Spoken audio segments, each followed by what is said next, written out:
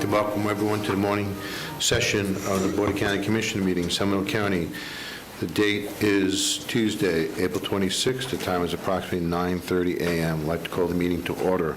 If you do have any electronic devices, please put them on silent or turn them off to try to limit the interruptions if possible. This time, we're going to do the invocation and Pledge of Allegiance. Invocation be done by Pastor Jim Lynch of East Coast Believers. Pledge of Allegiance will be done by Commissioner Lockhart. Can we all stand, please? Good morning, everybody. If we can bow our heads, please. Lord, we come before you today, and we thank you. First, Lord, we send our thoughts and our prayers to Melanie Kuntz and her family for the loss that they suffered this week, Lord God, and we just thank you for a great legacy of family, Lord God. And we just pray that you would comfort those who mourn this week, Lord, and just be present in their lives, Father. And we pray over this commission, Lord God. We thank you for these men and women who have decided to put their hand to the plow, to give up rights, to sacrifice their time, to sacrifice their lives and everything that they do, Lord. And with that, I thank you that I pray blessings and miracles. I pray prosperity in their lives. I pray that their ears would be open, Lord God, to hear the needs of the people and truly move as a single wave throughout this county to do the work that you have called them to do. And you will give them the enablement, and you will give them the power, and you will give them the strength, Lord God, to do the work that you have called them to do. Bless them, bless Seminole County and every single thing that we do. In Jesus' name, amen. Amen. Would you please join me in the pledge? I pledge allegiance to the flag of the United States of America and to the republic for which it stands, one nation, under God, indivisible, with liberty and justice for all.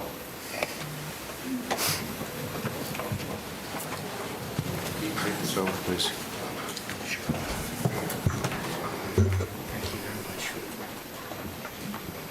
Thank you, Pastor Lynch, and thank you, Commissioner Lockhart, for that. We're going to go into the proclamations, awards, and presentations. The first is a proclamation for Sergeant First Class Raymond Bernard, United States Army, and it will be done by Commissioner Zimbauer. Commissioner Zimbauer.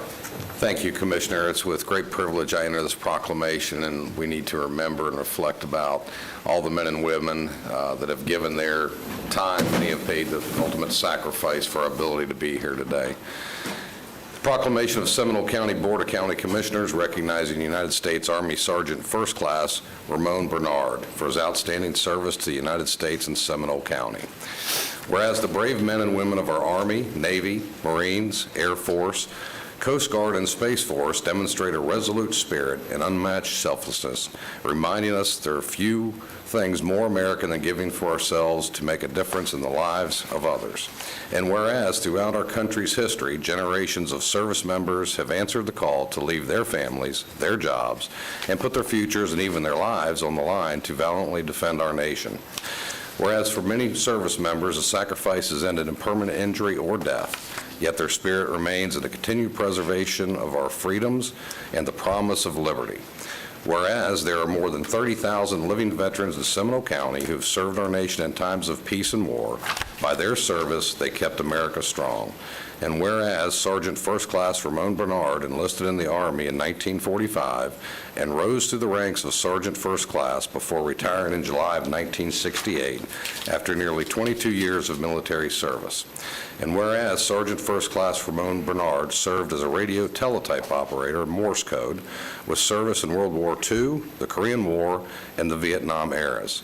He served the combat theater of Tan Son Hao, Vietnam, receiving the Vietnam Service Medal, Vietnam Campaign Medal with device, and Army Commendation Medal. And whereas Sergeant First Class Ramon Bernard retired from the Army and served as a postman with the United States Postal Service for 20 years in Puerto Rico.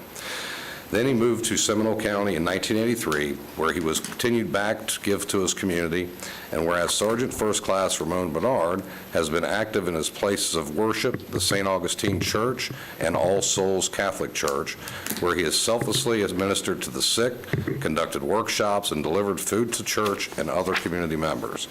Whereas Sergeant First Class Ramon Bernard has brought great credit and distinction upon himself, the United States of America, the United States Army, and Seminole County. Now therefore be proclaimed that we, the Board of County Commissioners of Seminole County, express our gratitude, admiration, and respect for Sergeant First Class Ramon Bernard for his outstanding service to the United States Army and the residents of Seminole County. Be it further proclaimed that this proclamation is presented to Sergeant First Class Ramon Bernard, along with our sincere congratulations and recognition as Seminole County's Veterans of the Month, adopted this 26th day, April 2022. Second. Motion and seconded. Any discussion? All in favor, say aye. Aye. Opposed? Passes unanimously. Fantastic. Ramon?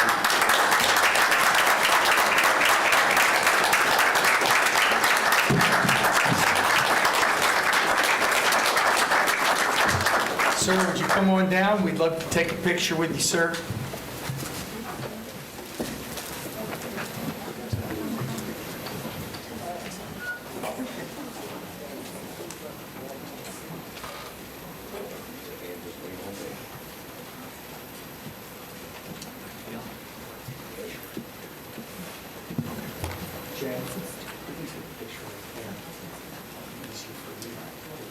Would you like to take a picture right there, or would you like to come down, sir?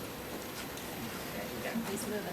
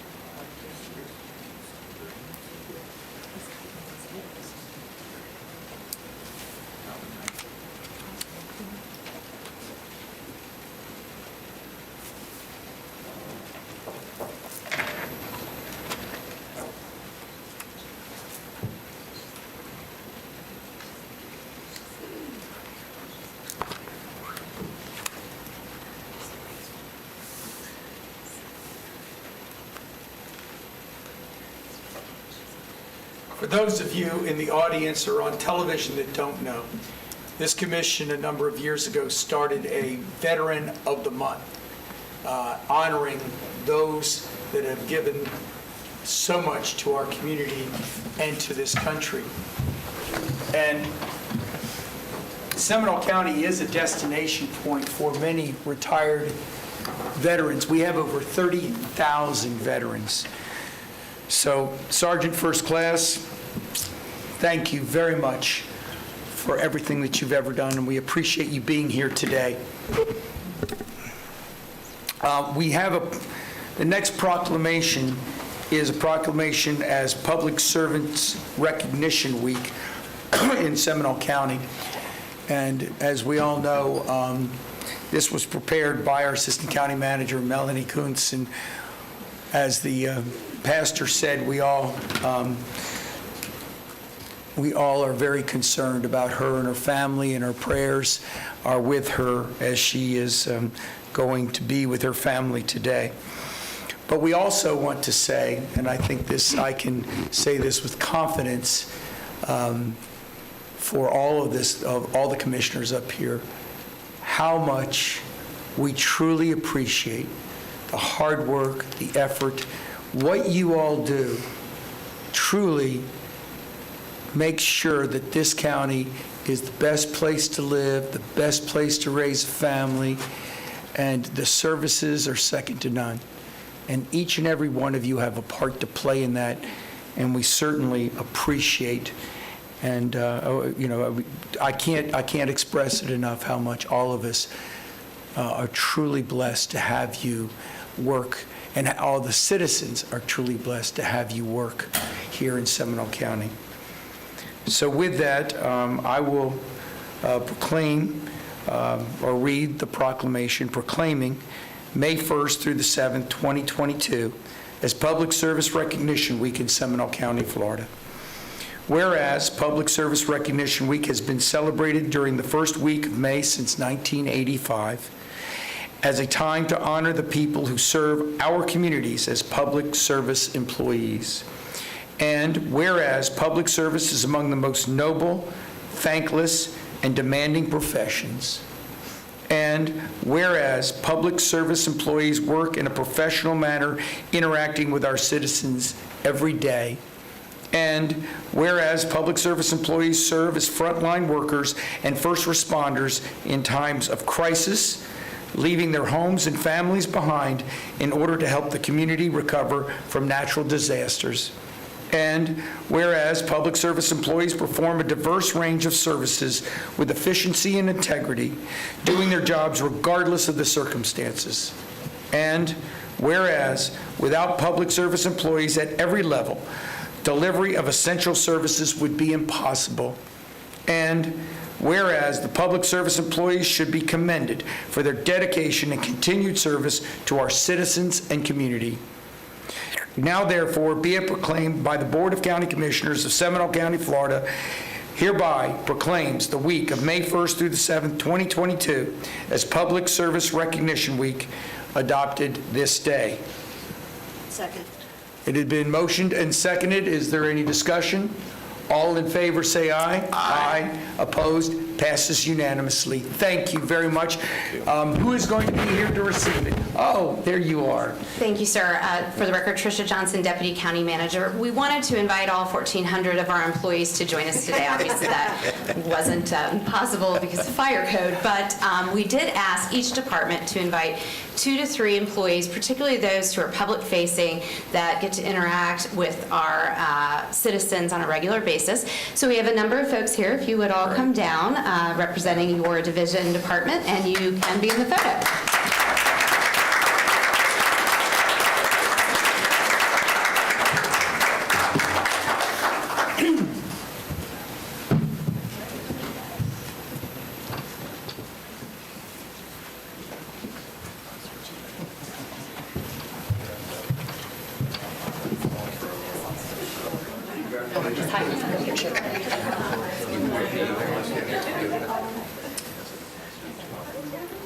Congratulations, everybody. Thank you very much. Thank you all. Here? Yep, gotta find a space here. Get close. Reach in. 3. 1, 2. 1, 2.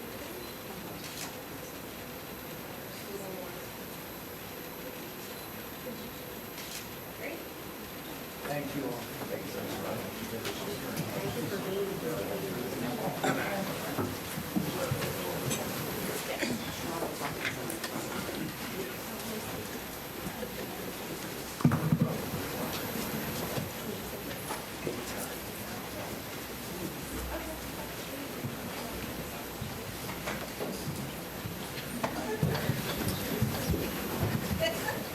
Jay, will you give this to us?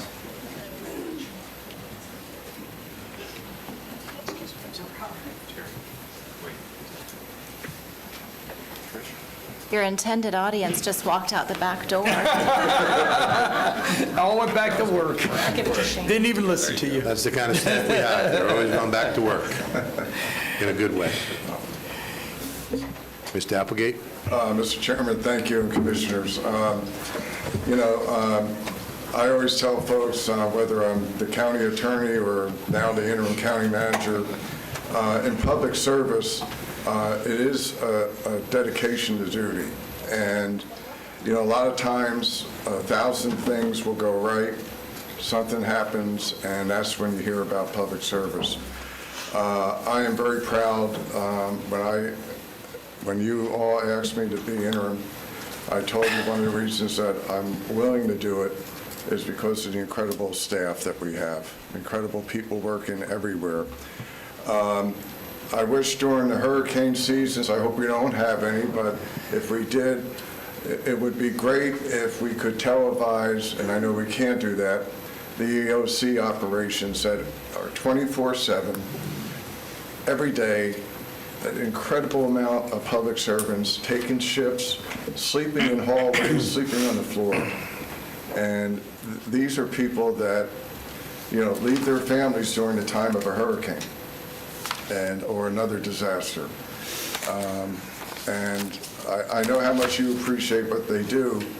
I can tell you that I'm going to give an example of a federal employee because it's my all-time favorite example of federal service. In a prior life, I was deployed to Katrina, and I was the first person in the federal building after 3 weeks after Katrina. And this maintenance person came up to me and said he was so excited to see people coming back to the city. And don't worry about this, I'm going to get your phones operating. And he just went down this incredible list of things that he and his folks were doing from the day the storm hit. So I asked him, how did he and his family do during the storm? And he said, well, I'm glad you asked. It's nice of you to ask. Yesterday, I took my mother to her house where I grew up, and it's just a slab of concrete. My kids lost their homes.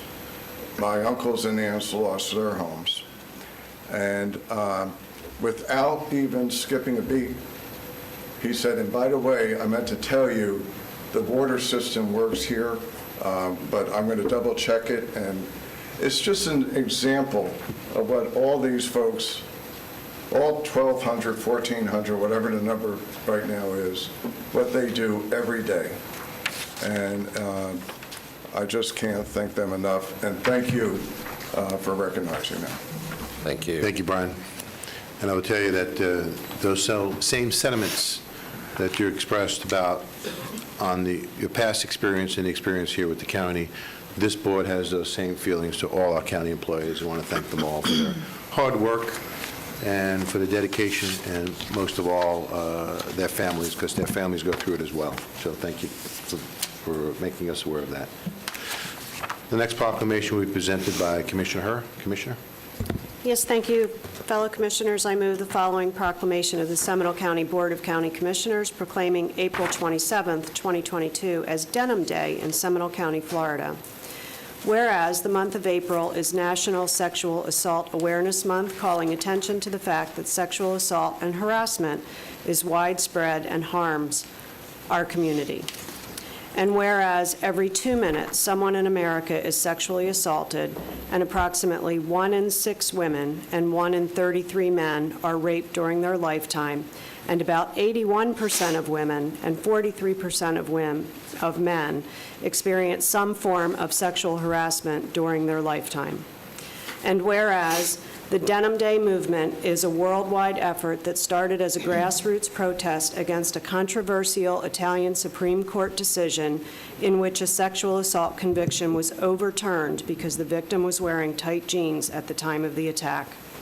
And whereas Denim Day encourages everyone to stand in solidarity with survivors of sexual violence and speak up when they hear comments that blame victims or make light of sexual harassment and assault.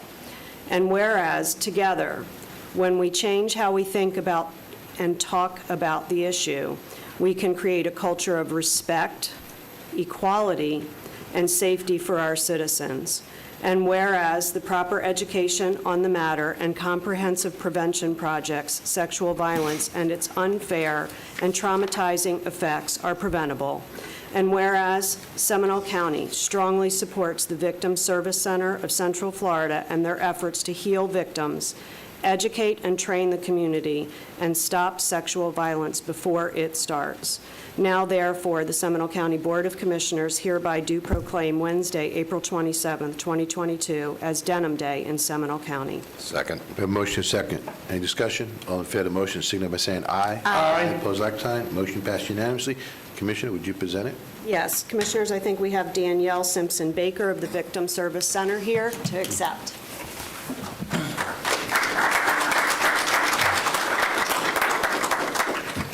We got to get pictures. Okay, no problem.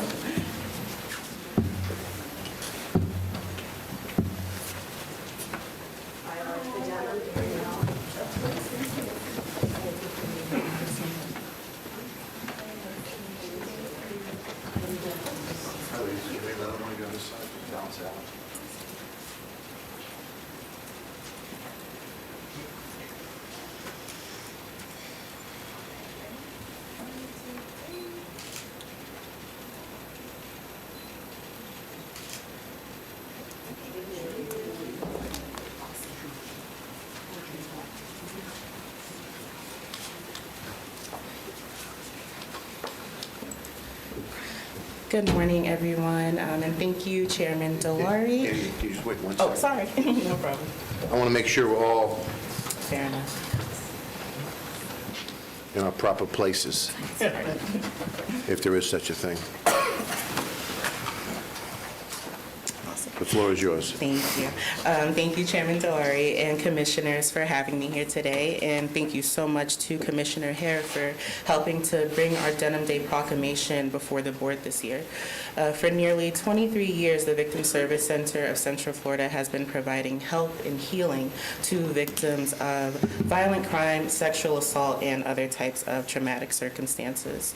At the VSC, we offer a 24-hour helpline that is staffed by master's level counselors, and we also provide in-person crisis intervention services, victim advocacy, therapy, and prevention education. We're the only rape crisis center serving Central Florida, and all of our services are provided at absolutely no cost. So each April is Sexual Assault Awareness Month, and we do a variety of activities to draw attention to the issue of sexual violence in our community.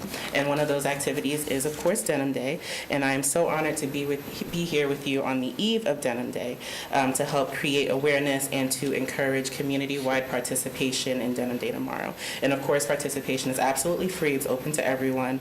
And all you have to do is wear denim tomorrow. You can snap a picture or a video wearing your jeans, post it to social media. Make sure you tag us at BSC Florida, and then you can share it with others while you're supporting Denim Day. And it's a simple act that can raise awareness and help us get talking about sexual assault and harassment in our community. So together, by wearing jeans on Denim Day and spreading that word across social media, we can show support for survivors, normalize conversations about sexual violence, and draw attention to the destructive misconceptions that surround sexual assault. So once again, thank you so much for having me and for helping us bring that continued support for Denim Day. Thank you. Thank you. Thank you.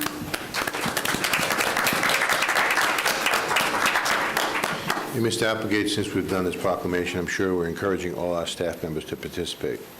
Yes, sir. Next is our presentation of our annual comprehensive financial report, the CAFR. I'd like to first turn it over to Grant Malloy, since you are the clerk and comptroller. Right. Thank you, Chairman, and we're pleased today to present the latest annual comprehensive financial report. We always like to have a current photo here, so we did feature the annex on the front of there, the James C. Perry Annex addition to the courthouse. But as you know, transparency in government is a key part of our office. We work very closely with MSL and Dan O'Keefe, so I'll turn it over to him to go through the basics of what this report shows. It will be posted to our website, stimuloclerk.org. Once we go through this process, and we have these reports going back to 1999 on our website, so if the public wants to see the financial reports, it's all there and transparent. And again, reminder, I think we've won this for over 30 years, the awards when we submit it to the Government Finance Officers Association. We always get back, and we're hoping this will happen again this year, the Award for Excellence in Financial Reporting. But with that being said, I'll turn over to Dan, and we do have Jenny Spencer here. If there's any technical questions, she's available as well with the Comptroller Director. Thank you, Mr. Grant. And before we give it over to the Dan O'Keefe, I wanted to thank Jenny Spencer as well as Lori Bailey Brown and her department for all their hard work. I know they got to work together, and they do that very well. Mr. O'Keefe, can you introduce yourself, please, and take it from there?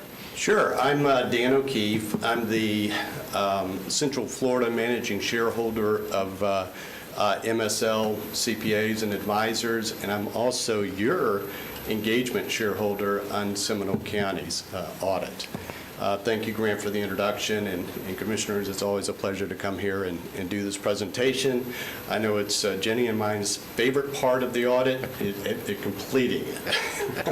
Because needless to say, this is a massive document, so feel free to take it home, grab a glass of wine, sip it as you read, and certainly if you have any questions after you read this document and you have any questions, like all of you have my cell phone number, please give me a call. So let's run you through what we have here. If you look at it's now called the Annual Comprehensive Financial Report, so they just changed the title of it a little bit. The primary reports are set forth on this particular slide, and there's various of them.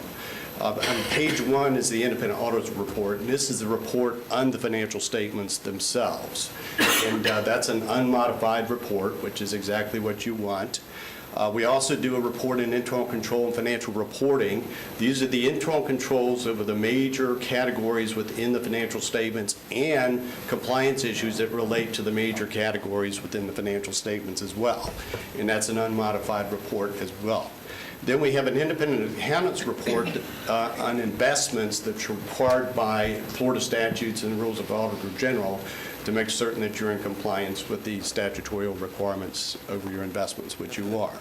Then we have an independent auditor's management letter that's required by the rules of the Auditor General, and there's information in there that they require to be disclosed. For example, there's a section in there about financial condition assessment, so we have to do a financial condition assessment for you each year, and you were okay in that particular area. And but there's no significant findings.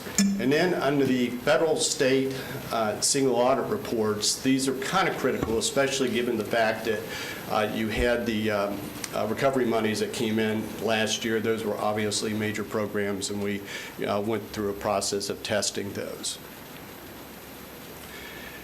Then there's other reports. So counties are fairly complex. I mean, you have the top-level financial statements, you have the board operations, and then you have the individual constitutional officers. And each one of those officers gets a series of reports, and each one of those agencies are audited according to their own materiality limits, not what the county's total materiality limit is. So you'll see in the back of your annual comprehensive financial report the individual financial statements of each one of the constitutional officers. And we do thank the constitutional officers for all of their cooperation, because it's necessary to get these audits done before the big audit is done and everything is consolidated and rolled up into one document. I always like to throw this slide out there just kind of as a reminder in terms of the terminology that's used in governmental accounting reporting. There's not another complex reporting model like the governmental reporting model. I'm sure many of you have seen commercial financial statements. I'm certain you've seen nonprofit financial statements. They're really nothing compared to this reporting model. As a matter of fact, when I'm asked to review those reports in my firm, it takes me a few minutes, where when I'm given one of these documents, it takes me a few days. So it's a lot of detail. But first is just a differential between expenditure and expenses. And expenditure is a common term that's under governmental funds, and it's a term that is related to everything that kind of flows out of a governmental fund. So this is where you're going to have principal payments and debt service, you're going to have capital projects expenditures, and so on and so forth. And that's why it's considered more of a budgetary basis, and it's why you see it on what's called modified accrual basis. Expenses are more in your proprietary funds, and also custodial funds for that matter, is really on a full accrual basis, and is typical of your business model, where capital assets are thrown onto the statement of net position and amortized over a period of time. Debt is put on, the statement of net position and paid down. So the expenses are truly the operating expenses of those particular entities. Under government funds, revenue is recognized when available, and under proprietary funds, it's recognized when incurred.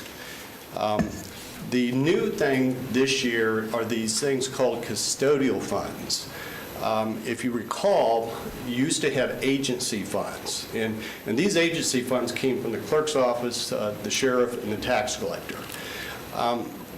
This is one of the few GASB standards I can say I really, really, really like. A lot of them come out and kind of go, they just take it too far. It just, I don't know. It just like I still have problems with the OPEB, standard that kind of came out, which I think they went over the top.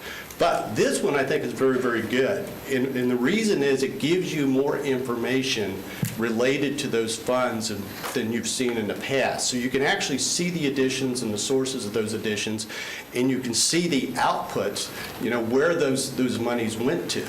And that we did not have before. So you can look at those individual pages and see those documents.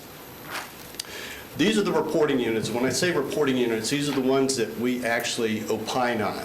And under governmental funds, these are considered the major funds, within the financial statements. And then the non-major funds are just aggregated together, and we opine, on those.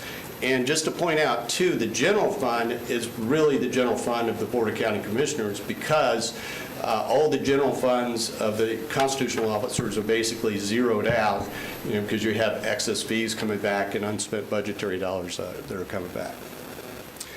And then continuing in the proprietary funds, we actually opine on your 2 enterprise funds and also in your internal service funds. We also opine on the custodial funds, the notes to the financial statements, and then the other sections of the financial statements, we do kind of an in relation to style opinion. This right here is a summary of your net position. And the thing I always like to point out in this is when you look at the net investment in capital assets, that's the only, the governmental model is the only place you find that. In the commercial sector, in the not-for-profit sector, that does not exist. So don't get too concerned about the negative unrestricted that's sitting there, because they're carving out a huge amount of assets, from this calculation to get down to unrestricted. But if you were a commercial entity or if you were a nonprofit entity, that top line would not be there, and you would actually have a positive unrestricted. But what drives the negative is the fact that you have to put your Florida retirement system pension obligations, in the top level financial statements, and that's what's caused that. But overall, you're in good shape here. Here's the breakdown of general fund revenues, and as you can see, clearly your biggest source is property taxes. I've been watching the valuations, kind of continue to rise, and even with all the problems that we've had the past couple of years with the pandemic, most governments in Central Florida have seen an increase in property values over this period of time. And of course, a lot of it is new construction and people that, love our state and particularly love Seminole County and want to come live here. But everything on the revenue side was within budget parameters. Here's an expenditure analysis of your general fund. And we present it this way so you can kind of pull out what the BOCC expenditures are and separate them from the individual constitutional officers if you want. So if you went back and reconciled to your, Board of County Commissioner budget, you could do that by pulling some of this information out. And then finally, the unassigned fund balance in unrestricted net position continues to be solid here in Seminole County. On the general fund side, you're about 25%, which is about where you were last year. And your enterprise funds are strong. Your internal service funds are strong as well. So this is reflecting a sound financial position for Seminole County. And then coming next year, for your enjoyment, is a new statement dealing with leases. And again, governments do things differently. The commercial sector, nonprofit sector have had a lease standard in place for the past 5 or 6 years. And this is the governmental one that was delayed because of the pandemic, but it's coming online. It could be a significant one, and it's something that I know Jenny has already started to work on and starting to develop the underlying information. The next one, which is GASB 89, is accounting for the interest costs related to construction projects. Under existing standards, during that construction period, whatever interest is paid is actually capitalized and then amortized, over the life of the asset.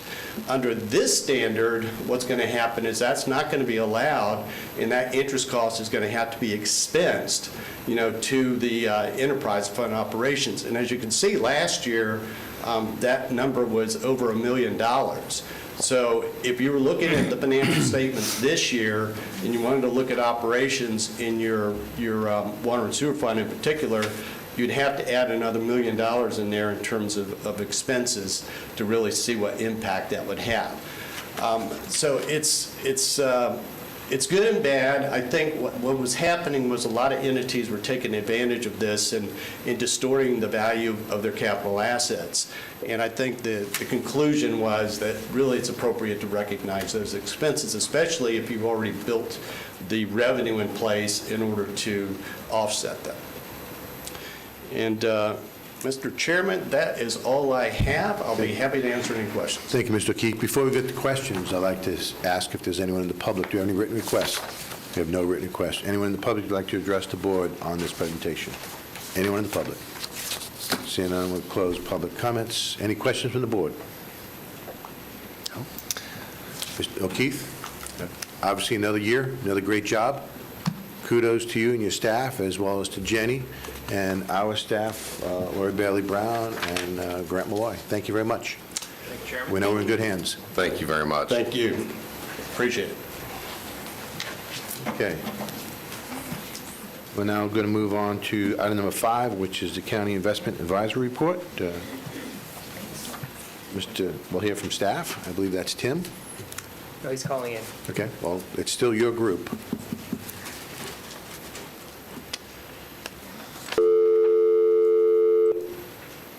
Now. Greg, can you hear us? Yes. Hi, Greg. Tim, Yes, I'm here. Tim, would you tee us up for a moment?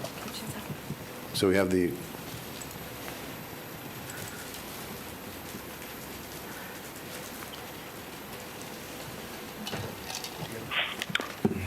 Yeah, Greg, can you introduce yourself, please? I'm sorry. Yes, I'm sorry. I didn't quite understand you were ready for me. Yes, this is Greg Warner with Hilltop Securities Asset Management, filling in for Scott McIntyre, who is traveling today and unable to join. The floor is yours.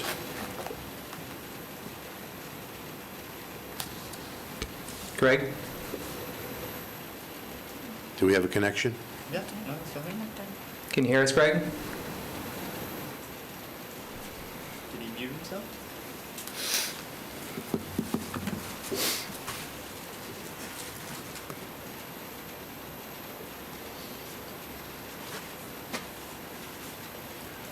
Sounds like we have technical difficulties. Okay, can Sounds like, or doesn't sound like?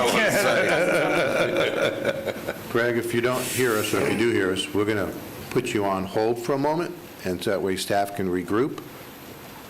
And just bear with me. Let's go to the next item. Item number 6 is going to be pulled. That's presentation on the 2022 wellness, and it'll be heard on May 10th. Our next presentation will be from ARPA Affordable Housing. We're hearing from our staff, Community Services Director. And we'll get back to this next item.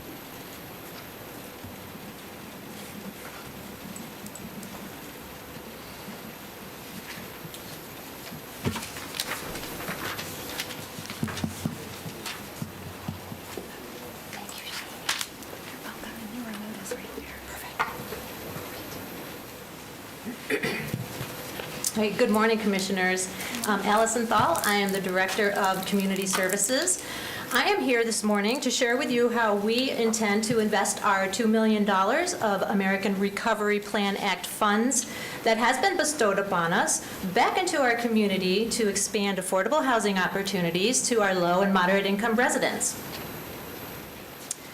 I'd like to start by just assuring you that our plan does comply with the final Treasury rule category that addresses responding to negative economic impacts. Drilling down, we are specifically aiming to assist households from the perspective of promoting long-term housing security by way of affordable housing. In short, we are designing a reimbursement revolving loan program to work with local for-profit and not-for-profit developers and contractors. We are actually tied to the expenditure deadline of December 31st, 2026. Excuse me. However, we have to have our funds encumbered by December 31st of 2024. Let's talk about the overall project guidelines for these funds in our plan. Community Services will issue a Notice of Funding Availability, what we call a NOFA, to seek out applicants who wish to build homeownership units for single-family, first-time homebuyers. In our federal regulation world, a first-time homebuyer is an individual or a couple who have not owned a home for the past 3 years. Simply put, if you've been renting a place for the last 3 years in a row, you are considered a first-time homebuyer, regardless of whether you have previously owned a home or not. As I mentioned, our targeted applicants are qualified for-profit and nonprofit developers and contractors who actually have an organizational mission to develop single-family affordable housing, and they have to be willing to work with us. So in order to hit the ground running with this plan, each applicant must show us that they are shovel-ready, meaning that they currently either own or are under contract to purchase a parcel for development, that they can provide architectural drawings, and provide a development pro forma detailing all hard and soft costs. And finally, they have to provide a detailed construction timeline showing completion and sale of said homes prior to December of 2026. We're also giving preference to applicants who are able to build in a revitalization area or in close proximity to any of the Sunrail stations. Again, we're going to be using Treasury income definition for individual assistance, whereby an individual homebuyer's income may not exceed 300% of the federal poverty guidelines for the household size. So that means for a family of 4, the maximum household income can be $83,250 or less. My office is going to conduct and confirm the income eligibility for each home buyer. So, how's this project going to work? First, we're going to look at it from the contractor's perspective. We're going to establish a draw schedule with our selected contractors and reimburse them for all approved development costs. We'll also secure each home with a mortgage, a promissory note, and a restricted use covenant until it is sold. Once a home's completed and sold to a qualified first-time home buyer, we will recoup 100% of our investment. I'll explain what we do with this program income in just a moment. And lastly, pursuant to the Florida Housing Finance Corporation, we are capping the purchase price of these homes at $311,980.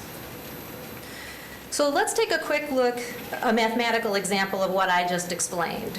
So by capping the sale price of a single-family home and using a total construction cost of $190,000 with a sales agreement in the amount of the $311,980, the developer will only receive a profit of about $122,000, less, of course, the cost of the land that he brought to the table.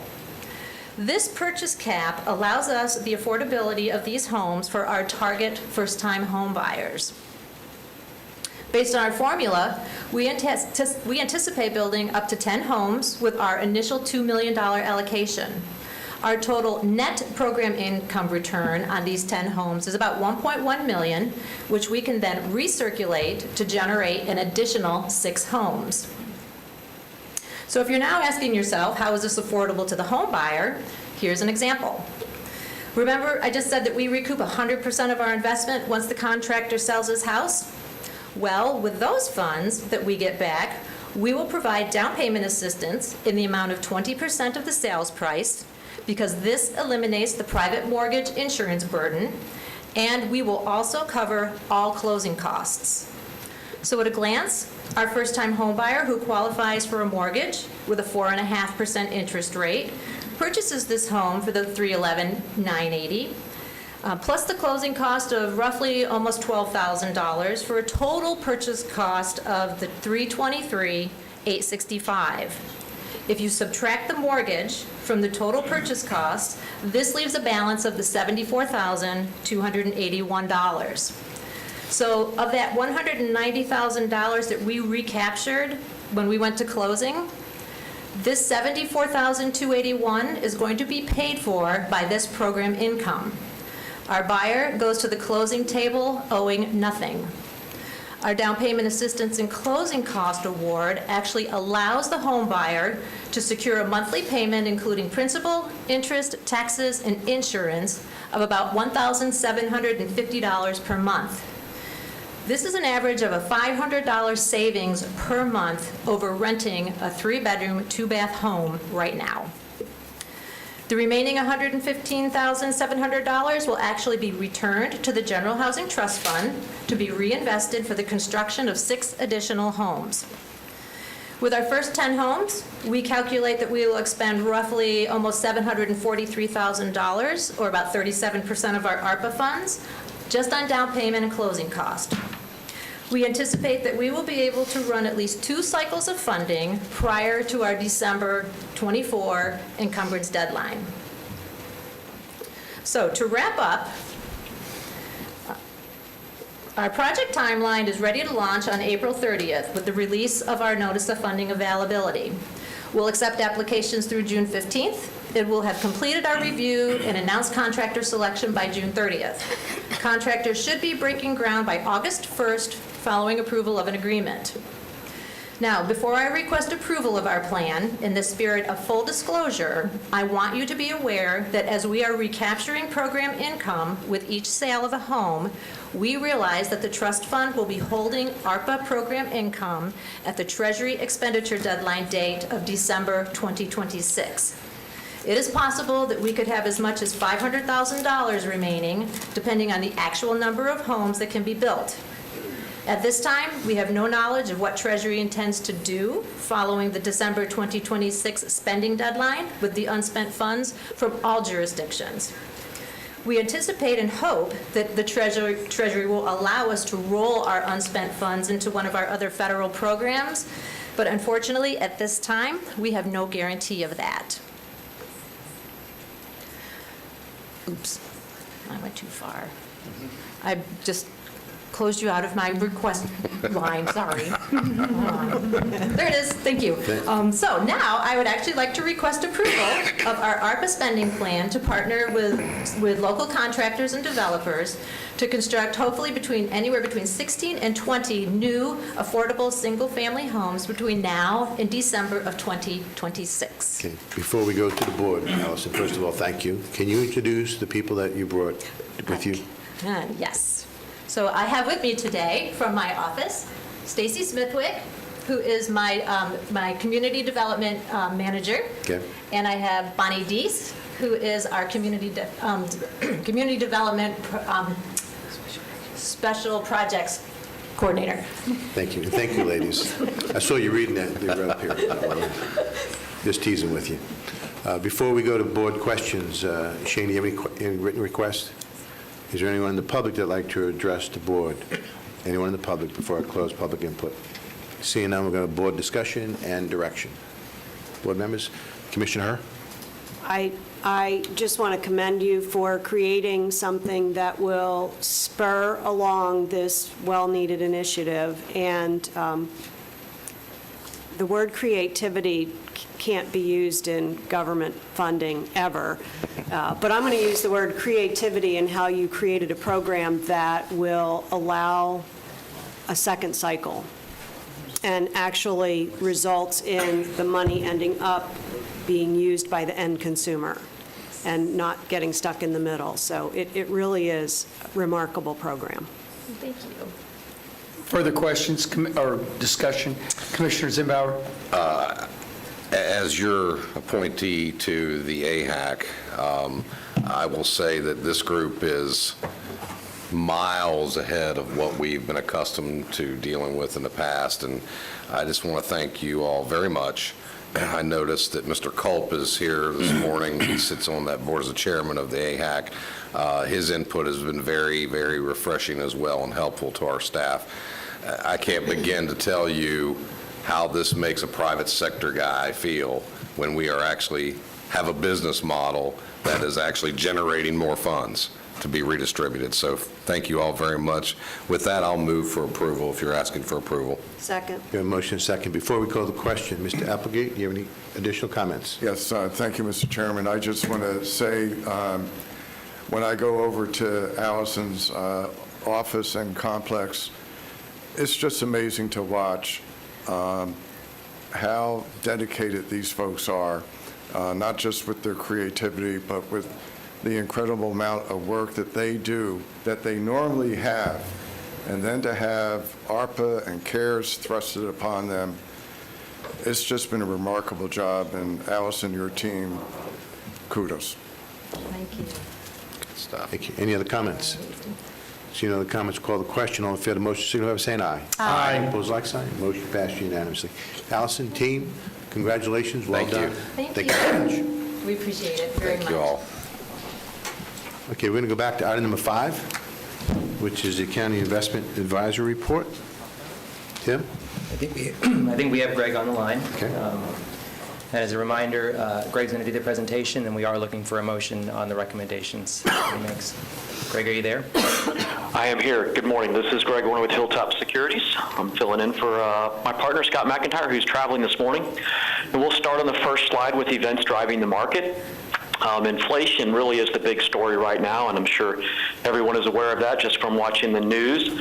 But where inflation is going is really driving the markets and driving what's going on with the Fed. And the Fed has grown very, very concerned about inflation. It's at a 4-decade high. And their reaction, and in turn the market's reaction, is pushed yields significantly higher in the first quarter. In fact, it was the worst quarterly performance for bonds since 1973. And you remember, bonds and prices and yields have an inverse relationship. So as interest rates and yields are rising, prices are falling. So that leads to performance declines in bonds. But the good news is yields are climbing, and investments will be made at higher yields in the future. We're just recently seeing some news out of China. Looks like they're having renewed issues with COVID, and that's starting to impact markets here as attention turns to spread of the virus in Beijing now. We could move to the next slide, please. I mentioned inflation, and of course inflation is really getting carried away. You can see from this chart that it's ramped up very dramatically. You can see last summer it looked like things were beginning to level off, and the Fed talking about it being transitory was apparent. But certainly in the winter months and the first part of this year, inflation has moved much, much higher. And as I mentioned, we're looking now at 8.5% year-over-year inflation. That's a 4-decade high. And it's very widespread. Gasoline, food, and rent are major contributors, but it's very widespread. Some believe that inflation has peaked, but that's not quite evident in the data just yet. We could move to the next slide, please. The interest rate outlook, I mentioned the Federal Reserve beginning to react to these inflationary pressures. They started that with an initial 25 basis point rate hike in March. There's Fed meetings coming up in early May, in fact, just next Wednesday. It's widely expected that the Fed will raise the overnight interest rate by 50 basis points, 0.5%. That'll be the first 50 basis point hike in 22 years. Markets right now are expecting additional 50 basis point hikes at the meetings in June 15th and July 27th. And in fact, we're looking at a total of as many as 9 or 10 25 basis point rate hikes. Now, several of those are likely to be of the 50 basis point variety, but a total of somewhere in the vicinity of 250 basis points of rate hikes over the course of the next 10 to 12 months. Move to the next slide, please. As we look at yields, the big takeaway here is the dramatic increase that we're seeing since our last meeting. In fact, the 12-month Treasury from the last meeting at 135 was 204 on Friday. So, a 70 basis point increase in a month's time in the 1-year Treasury. And that really highlights just how dramatically interest rates are rising. Now, the Treasury yields shown here were as of Friday. Yields are actually down a fair amount from the Friday prints. In fact, that 2-year Treasury, which we have here at 278, is actually at 253 this morning. And that's really on the concerns, as I mentioned, the spread of the coronavirus in China is starting to impact economic expectations and has pushed yields down just a little bit. Pool rates have essentially doubled since our last meeting. We expect those will continue moving higher from here. And in fact, they'll move at an accelerating pace as the Fed begins to raise rates by 50 basis point increments. Those pools will react very quickly to that. With the exception of one bank, the QPD rates essentially haven't moved. The banks are a little bit slow to react to higher rates and aren't raising interest rates as quickly as we would expect. Can move to the next slide, please. Couple of things here to point out in terms of the upcoming maturities. We have a total of $85 million scheduled to mature over the next 5 or 6 weeks. All of those will be reinvested, most likely at much higher yields. You can see, the yields there are 10 basis points, 15, 12, 10, 25. All of those are going to be reinvested likely, north of 2%. So that'll help the portfolio yield climb pretty quickly. That's also illustrated by the maturity, the $20 million maturity in Florida Palm that we had on April the 5th. The yield on that was 0.14%. Those funds were reinvested into another Florida Palm instrument out 1 year at 2.12. So a pretty dramatic increase there. We are recommending just 2 purchases at this time. They'll be out 18 and 19 months to October and November of 2023. Those will fill in gaps on the investment ladder.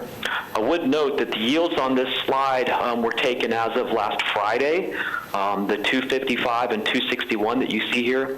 I'll highlight that those are quite a bit lower here today. We're looking at about 235 and 240. Right around that area as we look at this. We did take another closer look at that this morning. We would still recommend those purchases. We're just seeing a lot more volatility. I mentioned yields peaked on Friday. We saw a dramatic ramp up on Friday when this slide was put together. Those yields have come back down and are more in line with where they were prior to that. So those are still our recommendations. And I'll come back to that slide in just a moment. If we could move to the next slide, please. This is a portfolio snapshot comparing March 31 and April 30th.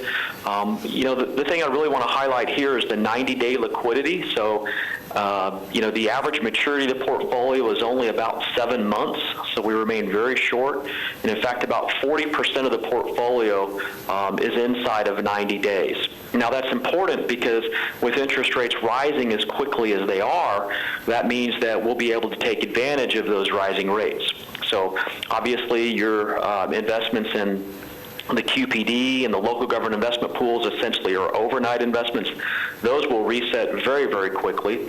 And then some of the shorter term investments, such as what's maturing over the course of the next 6 weeks I mentioned a moment ago, those will be reinvested at higher yields as well. So the 63 basis points yield that the portfolio was earning at the end of March, we're projecting that's going to be closer to 80 basis points by the time we get to the end of April. So again, things moving up very, very quickly here. And then I'll take a quick look at the last slide. This is the benchmark comparison, and as you can see, both the portfolio yield and the benchmarks are climbing. In fact, Seminole County's yield rose 14 basis points during the month to 0.63%.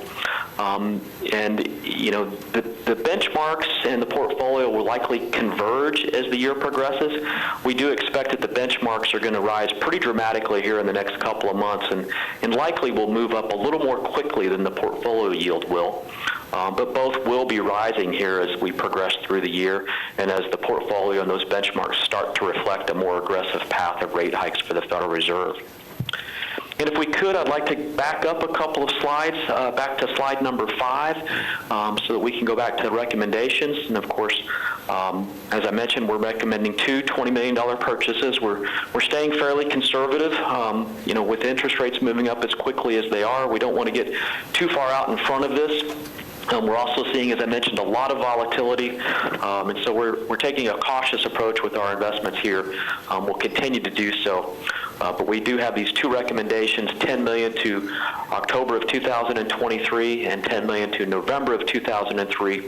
As I mentioned, we would expect the yields on those to be in the range of 233 to 240. I realize that's a little bit lower than what's presented on the slide here, but markets are moving pretty rapidly. And so at this time, I'll turn it back to you all, and we do need to get a motion for those approvals. Okay, thank you, Greg. Before we go to the board, Shani, is there any written request to speak on this item? No, sir. Is there anyone in the audience that would like to speak on this item, either for or against or comments? Seeing none, we'll close public comments. Board direction or comments? Commissioner Herr. Just a question on the recommended purchases and the duration of those purchases, given the anticipation of future increases that was described earlier in the presentation. Can you walk us through the recommendation on the duration of these two purchases? Yes, I can. So two things happen, of course. The market essentially is anticipating the rate hikes that I'm referring to. So when I talk about the Fed and rate hikes, the Fed controls the overnight or short-term borrowing rates. And so those react largely to what the Fed is doing, as the Fed does it. But as you extend further out the maturity curve, the market is anticipating those moves. And so, we've gone from a period, if you go back 3 months, the market was expecting maybe 3 or 4 rate hikes from the Fed over the course of the next 12 to 18 months. Now the market is expecting 9 or 10 rate hikes. And those rate hikes are already priced into the market. So, these recommendations that we're looking at already anticipate that the Fed will be raising rates at that pace. And as I mentioned, right now, the market is looking at 50 basis point hikes the next 3, maybe 4 meetings. And that's why you're seeing the steepness in the yield curve. So, overnight rates today are still around 30 to 40 basis points. You go out the curve here, we're looking roughly 18 months, and you're looking at yields of 230 to 240. So the market is anticipating that. Now, what we're doing is we're laddering this portfolio. We still have a very short portfolio, as I mentioned, about 40 basis points 40% inside of 90 days. And we think it's prudent to be able to, cautiously step out towards the end of our portfolio ladder, add some of these higher yielding investments on the books. We get to put a 230 or a 240 on the books immediately rather than wait for the Federal Reserve to raise the overnight Fed funds rate. And that's really what our thinking here is. Thank you, Greg. Direction from the board or questions? Commissioner? I would like to have a dialogue with my fellow commissioners in light of what's going on with the Fed, and I would add, it also affects what the Fed may not do. And so what are y'all's thought process in this very fluid time? We wait this to the next meeting to get a presentation and so on and so forth. We have the clerk, the chairman. What is y'all's thought process in order to possibly take advantage of some of these additional yields that could be turned on a quick decision versus on us convening to make that decision? I'd like to hear some thought process from my fellow commissioners on that. Anyone? Commissioner Herr? So I recognize that this is a request that has been out there for a long time, and I truly do struggle with feeling as though I was elected to have that fiduciary responsibility and would be advocating that to someone else. And you can't change on a dime, so if the purchasers are obligated for a long period of time, and I realize that in this iteration, we lost a few basis points, very, very minimal, still up. In other times, we may win by waiting the week or two from between the work that's done by the consultant to the work that's done on this board. I was very in tune to listening on the campaign trail to the notion that the citizens of our county want transparency and they want accountability. And that's not to say that the clerk making those decisions wouldn't be transparent and accountable, but we're elected to run the financials of this organization. So I struggle with the concept, and the clerk and I have talked about it. Sure, and that's not what I was advocating or desire to discuss it. In no way, shape, or form was I advising the clerk to take it over. It was with the chairman of this board, with this board's blessing, with the investment advisor, and the clerk taking that action accordingly. That's all I was saying. I have no interest in turning everything over to the clerk. That was not my point of discussion. Commissioner Lockhart? When things are unsettled and we see that there's up and down and there's variability, there's a sense to just want to be able to get a hold of that and put something in place that could help give you flexibility, just as much as I wouldn't want to give the clerk unfettered responsibility. I also, whoever the chairman was, not because it's Commissioner I'm Delory. not taking offense to it. But thank you. I'm not.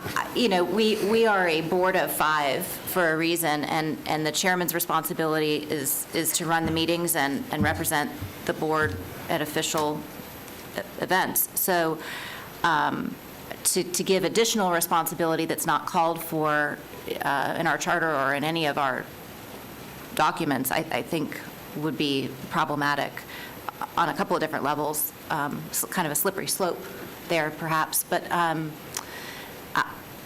if there's an opportunity to hear from the acting county attorney and the county manager on what they would recommend to give us a little more ability to maybe convene virtually or to convene more quickly at times that aren't necessarily planned, I don't know if that's an option, but I'd be happy to hear what suggestions you might have if that's the direction the board is wanting to go in. Before we go to them, I'd like to see if there's any more conversations, and then we'll go to them. Commissioner Constantine? Go ahead. I'd like to hear what he has Okay. to say. Well, before we go there, I myself, as Commissioner Herr said, you know, there's opportunities to maybe get a couple extra basis points, but we're not losing money, we're just losing an opportunity. But at the same token, if there was really some turmoil, we can always call an emergency meeting. And I'll get to you, Grant, I promise. And I think it's important that we have transparency. I think it's important that the public is involved through these public hearings. And I think that's important. That's where I stand. Before we go to the county manager and the county attorney, I'd like to ask Grant Malloy, the clerk and the comptroller. Well, thank you, Chairman. And as you know, I'm highly opposed to the way this was set up, and there was a lawsuit involved. After that, there were some inherent technical problems, and it's exactly what you're talking about. Money moves daily, by the minute, markets change, and the concept of having a board, have an emergency meeting, getting together to make a decision to allow the clerk to move money is not a practical solution. So a couple years ago, I did get with Bryant, and we did modify the policy to make emergency decisions and inform the board afterwards. So there is a mechanism in there. And there was no case in point that was better than when the shutdown occurred and the markets dropped to zero overnight.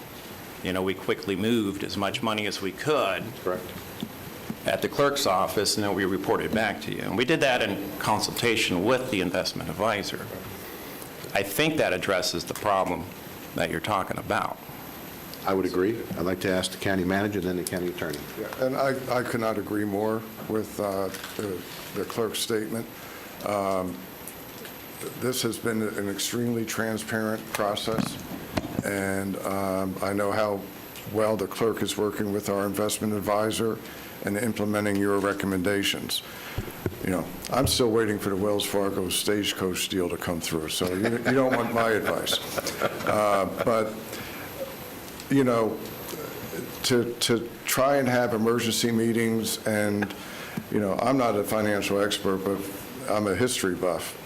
And, you know, you can make a decision on a Tuesday, and then there's a war that breaks out on Wednesday, and you're back here Wednesday night for another meeting. So I would suggest following what we've adopted, and if there is a crisis, I know that our financial advisor and Grant will take the necessary steps. Mr. Polchipok?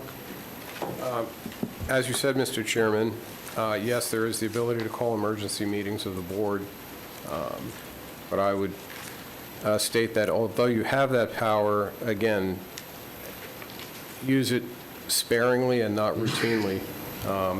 Again, it is a bit cumbersome, and even though we have the provisions in place for the emergency meetings, the optics would be to lose some of that transparency that we've taken such great strides to try to attain. Thank you. Any other direction? Commissioner Lockhart. So just for wrap-up and clarification, what you're suggesting is that we already have a policy in place that allows the flexibility that's being asked for? Yes. Okay. Commissioner Herr? I feel like we're saying two different things. So I appreciate the fact that there's a provision in place that allows for emergency action. The request was to have that action be able to take place routinely. That's not an emergency. Routine and emergency are two different things. So I just want to be super clear on what we're all saying. And my position is that the current system is working. I think the point that the clerk made earlier of, in the emergency, the appropriate thing was done, and that worked as well.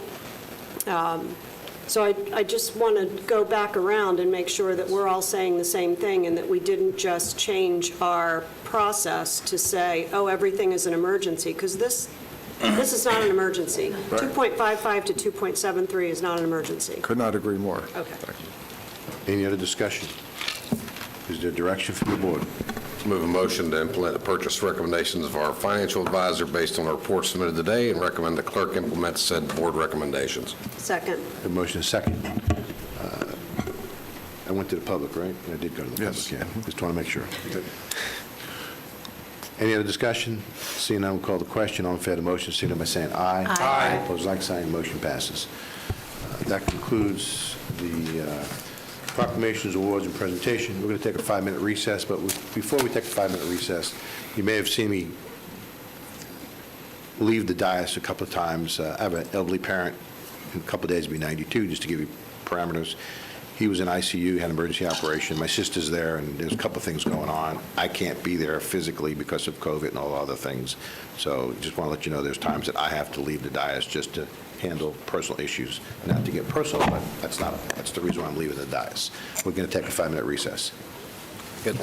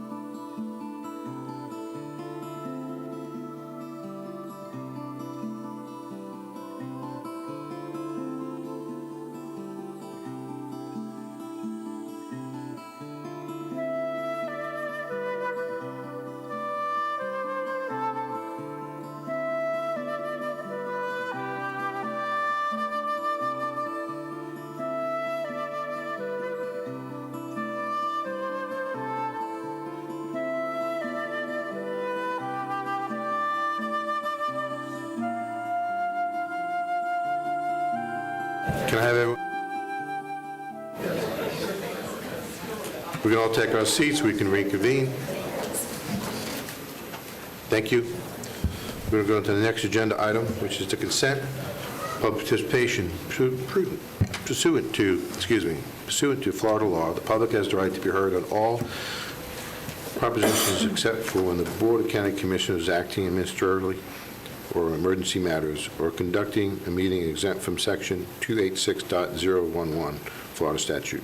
The public comments times on issues is 3 minutes for individuals, 6 minutes for group representation. The right to be heard during quasi-judicial hearings will be governed by Florida law. The public will be provided the opportunity to be heard on non-agenda item matters at the end of the meeting. Proper decorum will always be observed. This item from now on is consent agenda. Before we go to the consent, Mr. Applegate, is there anything on the agenda you need to make changes to? Just one, Mr. Chairman. We're going to add item 43 to the consent agenda. Is the motion to approve and authorize the interim county manager to execute the letter of extension to the previous termination letter to Recovery House lease. Okay. Thank you, Mr. Applegate. Any comments or questions from the board on the consent agenda? Before we call for a motion, is there anyone in the public? Shane, do you have any written requests? No written requests. Anyone in the public would like to address the consent agenda as presented to us today? Seeing none, we'll close public input, go to board direction. Commissioner Zimbauer. I move to approve consent agenda items 8 through 34 and the clerks and county attorneys, item 35, 36, and item 43. Second. We have a motion and a second. Any discussion? Commissioner Constantine. Just one real quick one on 43, and that's just a request that I hope we can do everything we can to help Recovery House as they continue to struggle to find a permanent location. Absolutely, we're working on that. Thank you very much. Okay. And just for clarification, that included 36? That's correct. Okay. Thank you. Any other discussion? Seeing none, we'll call the question. All in favor of the motion signify by saying aye. Aye. Opposed, like sign. Motion passes unanimously. At this time, we'll go to item number 37, which is Pickett Downs. We'll hear from staff first. Can you introduce yourself, please? Sure. Good morning, Chairman and Commissioners. For the record, Rebecca Hammock, Development Services Director. Item 37 is an appeal by Paul and Kristen Dobo of the Development Services Director's decision to deny acceptance of a impact fee vesting application and thus potential approval of a mobility fee, fire and rescue, and library impact fee vesting for Lot 18 Pickett Downs for a new single-family residential home located on Sultan Circle in Chiliota. The county's most recently adopted impact fee ordinances included vested rights provisions, which allow for a written agreement establishing the prior impact fee rates for property to be entered into on or before September 27, 2021, when certain criteria are met. The deadline for vesting applications was September 13, 2021. The effective date of the new impact fee rates was June 29, 2021. Any building permit that was in process before that date was vested for the prior impact fee rates.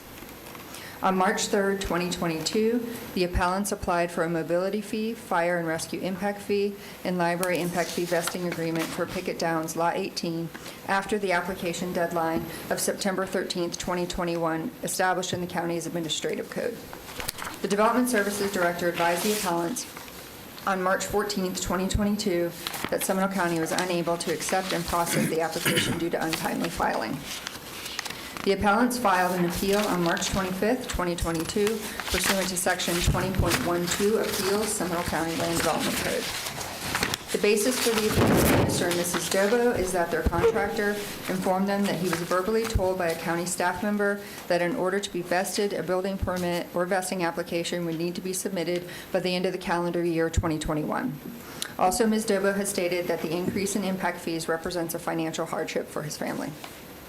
Pursuant to Seminole County Administrative Code, which states that the county will not accept or consider any vesting certificate application filed after September 13, 2021, staff recommends that the Board of County Commissioners uphold the denial of the mobility fee, fire and rescue, and library impact fee vesting for Lot 18 Pickett Downs. That concludes my presentation, and I'd be happy to answer any questions. Thank you. Thank you, Rebecca. I do like to add just a couple more comments from my perspective. This is in the Chiliota area. For true transparency, I did meet with the property owner, came to my office. We spent maybe a half hour or so, plus or minus. This individual, all good intentions, was under the belief that they would have been vested because of their contractor told them so. It's a single-family home. They've been working on this project for quite some time. They have all their finances. They have everything all put together, but the additional $10,000 is a true financial hardship with them, and that's why I asked him to appeal it. I think this is, even though staff is following the rules, I can't blame staff for not following the rules, but I think this is something that we should work with the property owner to allow them to adhere to the old impact fees. That's my opinion. But I'd like to hear from the applicant first and then ask the board if there's any questions. Commissioner Zimbauer. I have questions for staff before Micah leaves. I just want to make sure, as far as your folks are aware, March 3rd was the first interaction you've had with this property owner? It's the first interaction that I've had with the appeal application or with the vesting application. With any inquiry as to why this was occurring that caused the appeal? I believe Debbie Trost, who is our impact fee coordinator, had some correspondence with the contractor related to another building permit, On the same property? a different property. So, and then also with, and then later also with this property. And that's when she informed him that it was past the vesting deadline. Right, I'm just trying to put a time frame on it. If we go by the time frame, I'm wondering why it took all the way to March, well after the impact fees were in place, et cetera, et cetera. Maybe the We'll find out from the applicant. My understanding is the building permit was submitted in December, so likely when the impact fee statement was issued, that's when the property owner became aware that there was quite a bit of an increase in the impact fees. Thank you. Any other questions for staff before the property owner? Now we'll hear from the property owner. Can you introduce yourself and give you your residency? For the record, my name is Paul Dobo. Current residence is 1132 Eagles Watch Trail, Winter Springs. So thank you for giving me the time to come up before you to discuss the impact fees. Before I go forward, I would like to address Commissioner Zimbauer's question because I do have your answer for you. So yes, the permit was submitted at the end of the 2021 calendar year on December 30th as we were verbally told. The permit sat in the queue up until mid to end of February of this year. It was February 22nd was when Ms. Strauss did the impact fee evaluation, and it was during that time when I reached out to her to question how the fees were so high, as I was under the impression, we were under the impression that we were going to be vested in.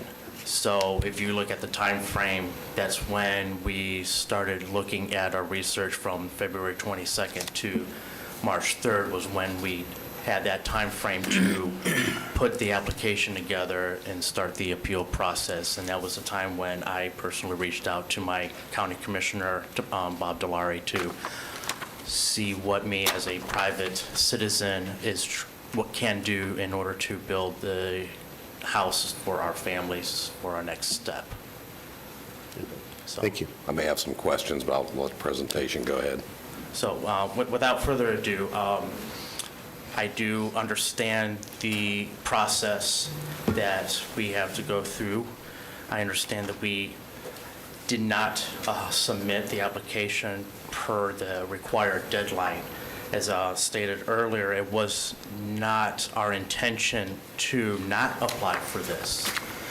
It was during my conversation with Debbie Troust was when we first became aware of this application deadline and the end of the year of September 13th deadline that was given to us. When she said that process was in place and that the form needed to be submitted by the September 13th deadline, my next question was, what form, what are you talking about? And that's when things started coming coming to light as a property owner and private citizen is, okay, something did not go right in the communication between the county, my contractor, and ourselves as the owners. We trusted our contractor who's been doing this for quite some time, that he knew what was going on. He did take the opportunity to reach out to the county office, whether it was a formal or informal conversation, I cannot say, or back that conversation up, but however, the communication that was passed on to us was, as long as we had our documentation and the permit submitted by the end of the calendar year, we would have been vested. So when the permit was submitted, the impact fees were not calculated until the February 22nd date, and that's where the March 3rd timeframe comes into place. Had we had known that this was the process set forth, we would have been more than happy to submit the application within the timeframe established by the board and the county to get this invested on the proper terms. However, the process that was put in place, I felt could have been misconception, no, not misconception, but misconstrued as a point, because the notifications were sent out, for lack of better terms, by public announcements through like the Orlando Sentinel. I understand that. The signs in the permit office and on the website. That's, and I got confirmation, I received confirmation from Mrs. Hammock herself that a mass email was sent out, not to the individual contractors that are registered within your system, but I believe it went out to the Greater Orlando Builder Association, and it was on to them to pass that on to their members of contractors. However, since my contractor is a small business, he's a one-man show, and is a custom home builder, not a big production multi-billion-dollar builder, he is not a part of the membership of the Greater Orlando Builder Association. Therefore, he, as a stakeholder, did not get the notification through the proper channels of the process that was put in place on June 22nd for the vesting deadline. As Commissioner Delary did state, we were under the impression, and with the contract signed, and we close on our loan, on our construction loan next week, with the price tag of a vested impact fee from the previous years. So as you can tell, with the increase of material costs, there is construction delays in manufacturing, things that are out of our control. This process has taken us almost 2 years longer than we originally anticipated. We bought our property in 2016. We started the design phase in February of 2020 with the intent of having drawings permitted by the end of that year. Unfortunately, that was the year we are all aware of, that we were unable to continue on with our design phase until things calmed down. And unfortunately, here we are in two years later, and things still have not calmed down, and we're just trying to make do with what we have right now. With that being said, I would like to remind you that this is a small builder, is Atwell Construction. He's out of Geneva. And if you look at his history for single-family permitting, he only submits about 1 to 2, maybe 2, single-family dwellings per year. So I cannot speak on his behalf, but in his, from my perspective and his defense, since everything is done online, I'm not uncertain whether or not he received the proper notification during that time, as one of the permits that was submitted in 2021 was submitted prior to the vesting change, or the mobility impact change. He has two properties that were submitted for single-family permits. One of it was ours at 1754 Sultan Circle, and another one is at 1715 Old Mills Road, and that was submitted at the end of July, actually. And if you look at the fee schedule, it does not appear that those were, the new impact fees were included with that. Prior to that permit submittal, the last one he did prior to that was in 2020 and December of 2020. So that was also prior to the, I believe, the discussions of raising these impact fees. So therefore, I'm here before you as a private citizen, as a father of 3 children, husband, trying to get our family home built before my kids graduate from college.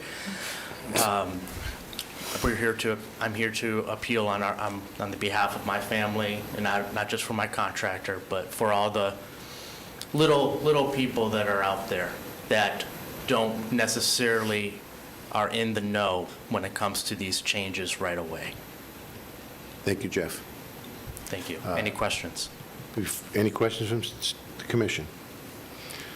Commissioners, there's no doubt that he missed a deadline, and yes, we can adhere to the rules, and staff is doing the right job, so do not misunderstand what I'm saying. I think staff is doing a phenomenal job, but there are times where, when you have a small firm that's doing such small projects, 1 or 2 a year, and you have a family that's trying to not just relocate but build a home, I think that there's times where they truly were under the influence, and the contractor should know better, there's no doubt about it, but they were trying to do all the right things, and it just didn't happen. And I really think that we should give them leniency. And with that, Commissioners, I'll make the motion to overturn staff's decision and allow them to be vested to the old impact fee schedule. That'll be my motion. Second. Discussion. Discussion? It's just a question. Yes, sir. No, not of you, sir. Rebecca? You can sit down, sir. Just stay by because you may have to come back up. Is there any other examples or permits in the pipeline that might also cause this scenario? I checked with Debbie, because I had the same question, and there's nothing currently in the pipeline. However, we have permitted other single-family residential permits since the effective date of the impact fee in the rural area, and they've paid the current impact fee rates. That was my question. But no one that has had this sort of, I guess, miscommunication, Thank you. or has claimed to have the miscommunication. Okay, so you cannot identify at this moment that there might be someone else or some other potential moving forward, not going backwards, but moving forward that could potentially ask for a hardship? I mean, I can't say for certain, because currently we have, the new impact fee rates are in place. We don't have the vesting provisions, or the vesting time has lapsed. So anyone that comes in to apply now is subject to the new impact fee rates. So then, Mr. Chairman, my only concern with your motion is that this, and we should put, and I would ask you to put a statement that this is not a precedent-setting example. Just let me finish, please. Not a precedent example, a precedent-setting situation, and it's just a specific to this individual, and and so we are not looking to anybody else being able to come back in and say, oh, I also had a hardship. Commissioner Constantine, for clarification purposes, you're absolutely right. I think this is a special case scenario. This is, in my opinion, this doesn't form a precedent because this is an individual, specific case, and I would only look at it that way. And if it happens, something else happens, each case is by case by case. Commissioner Herr? As the seconder of the motion, I agree with the statement that each case is independent in terms of its consideration. There are a significant number of special circumstances here, the size of the developer, the notification that goes to GOBA, the developer's not a member of GOBA, establishment of the barn that was built on the property that was prior. There are a lot of individual unique circumstances here that I think would lend to the concept of not creating a precedent, but precedents get created outside of motion. So we can't motion that we don't create a precedent. But I certainly support the notion that this circumstance is exceptionally unique given the slowdown in the ability to actually build during COVID and all of the other circumstances that follow with it. Commissioner Zimbaud and Commissioner Lockhart. This is for staff.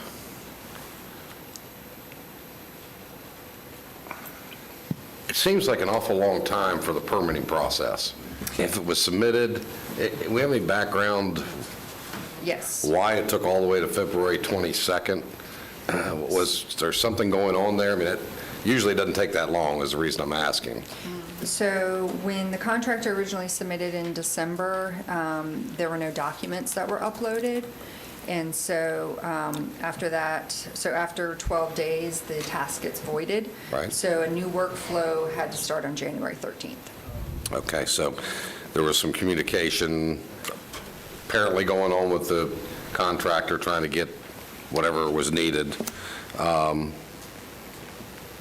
Okay. Is it true during the pandemic and pre-pandemic, if the building department is giving me the documents or the stats right, we were doing about 1,500 permits a year, and during COVID, we went to almost 4,000 during 2020, almost 3 times, 2.5 times what permitting was prior to that. And I was told that number hasn't been seen since like 2008. So there was a lot of permits being processed apparently in 2020, 2021. Yeah, 2020 and 2021 were unprecedented for the number of permits Okay. and inspections. All right, I think that's the only questions I have. Commissioner Lockhart. Thank you. So I also met with Mr. Dobo, and my heart certainly goes out to him in the circumstance that he's in with his family, and if I was his wife, I would have him down here too. It's tough. I mean, 3 little kids. These, he jokingly says he wants to get in the house before they get on to college, but they're young. A couple of questions for opportunities for process improvement. And anytime something like this happens, I think, okay, what can we learn? What can we do better next time? And one of my questions is with the technology upgrades and customer resource management that I know we're looking at, will there be an opportunity to track customer interactions so that when a phone call like the one from the contractor goes to the building department and there is a touch point that person can say, they log the phone call that they talked with that person on the day. One of the things that I asked Mr. Dobo was, well, when did your contractor speak with that individual and who was it? I don't know and I don't know. Okay, well, we call customer service places all the time as a matter of course of doing business, and they can say, well, we spoke, the last time we spoke with you on this matter was 6 months ago, and these are the notes from the person, and this is what they said, and at least there's some sort of tracking system. Are we looking to something like that? Will the upgrades that we're currently talking about provide us that opportunity? I mean, it's always something that could be done. Of course, that does take additional time and staff resources to be able to do that. We do have the queue finder or the queue minder where people actually check in, so we would have a record of what day, what time they came in. We don't necessarily would have a record of what that conversation entailed. When the impact fee rates were adjusted and the vesting was going on, We had signage in the building division, we had signage in the planning division. We are also providing a flyer that we had done to people that were coming in, and we were directing people, if they had questions about the vesting, that they could talk to Debbie Trips, who's our impact fee coordinator. And you don't know to ask a question if you don't know to ask the question, right? Unless you knew that there was something going on with impact fees, you wouldn't know to ask about impact fees. And during that point in time, I think there was a lot of activity going on over the phone. People weren't coming into the building. In fact, during that time, I don't think we were wanting people to come in the building. I think there were maybe even signs on the door that said that it was, service was by appointment only, if I recall. And so I think in 2021, we were when this permit, because the permit wasn't actually submitted until December of 2021. So I think when the conversations were happening with the contractor, we were open at that point. Right. But my second question has to do with, again, communication. And do we have the emails of the people who we do business with in the building department? We would, on each application, we would have the emails, because I had inquired, could we send out a mass email through ePlan? But I was informed that it would crash the system, that we could not do that.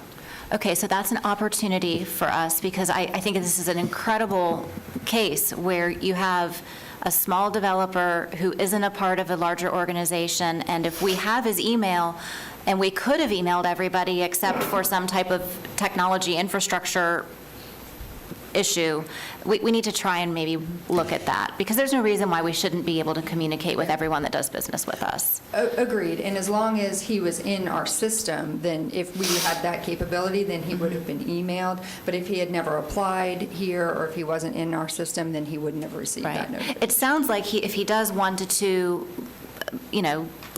permits a year, maybe he would have been in our system, not necessarily for this specific permit, but we would have had some contact information. My understanding from Debbie is that he had submitted another permit in 2021, and she did have the conversation with him at that time about what the process was. Yeah. And that one got credits for a mobile home. Okay.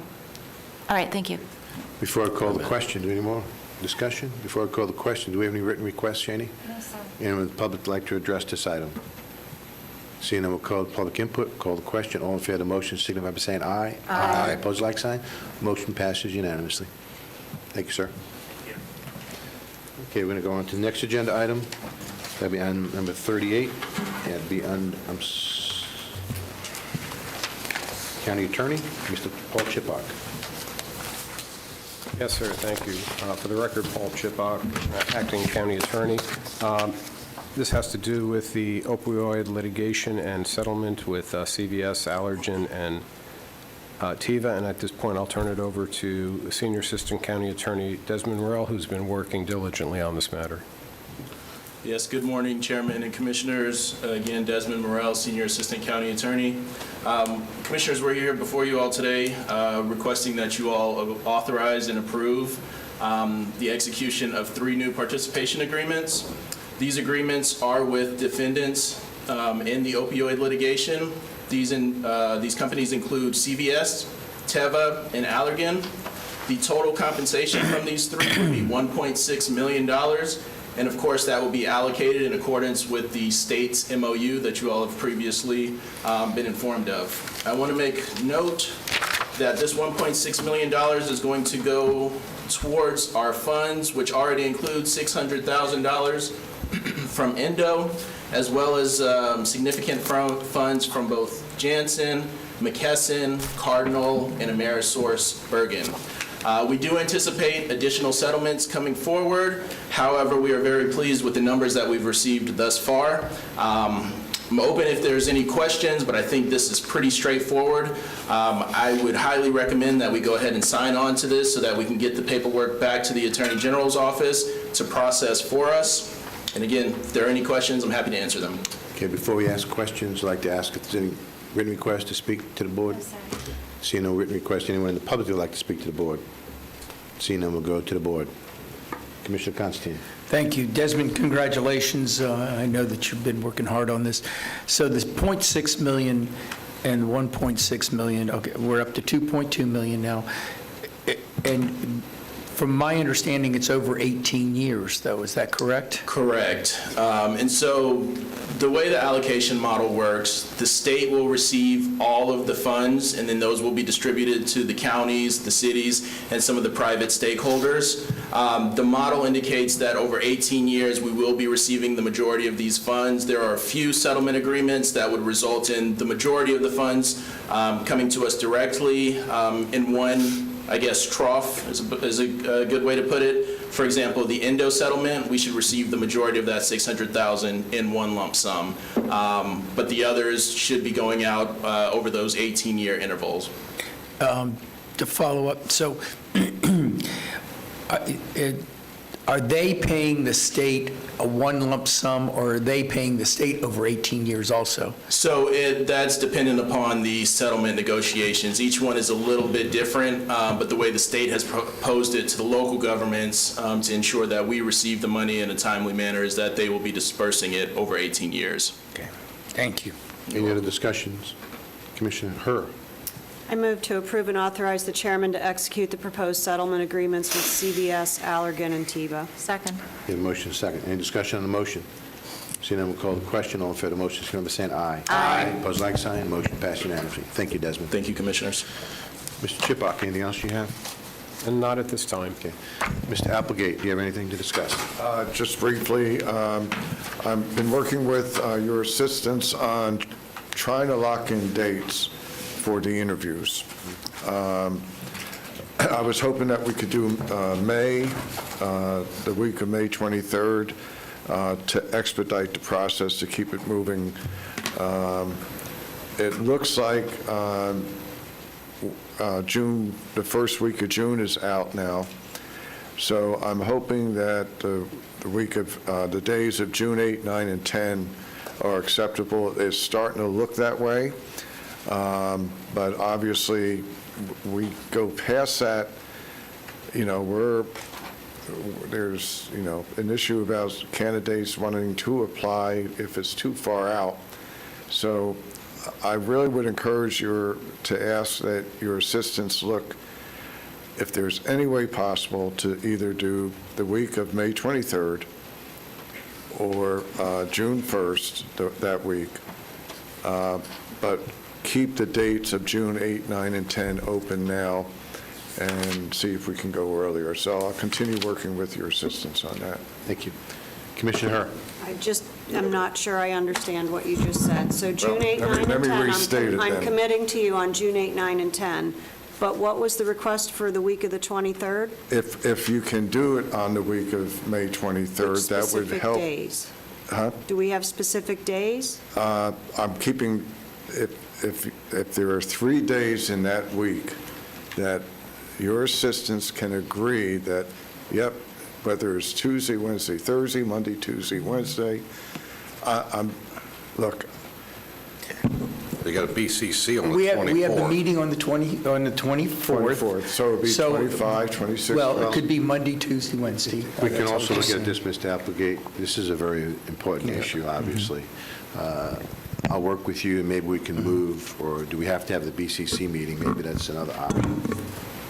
I mean, it's up to you all. If we want to do it in July, we can do it in July, too. It's up to you all. I'll meet with Mr. Applegate and his staff to see if there's something we can do with the BCC meeting as well. Mr. Chairman, I just want to say that I'll do everything I can to do it the 23rd, 24th, and 25th. And that's where my office will be as well. I cannot do the 25th at 10 in the morning. I cannot do a couple of those dates at all. Commissioner Lockhart, do you want to say something? I saw that hand. I'm happy to do Wednesday, Thursday, Friday of all 3 of those weeks. We'll make sure that Mr. Applegate is working with our staff. Mr. Applegate, anything else? That's it. Anything else for the board? Okay, we're going to go in recess. We're going to reconvene at 1:30.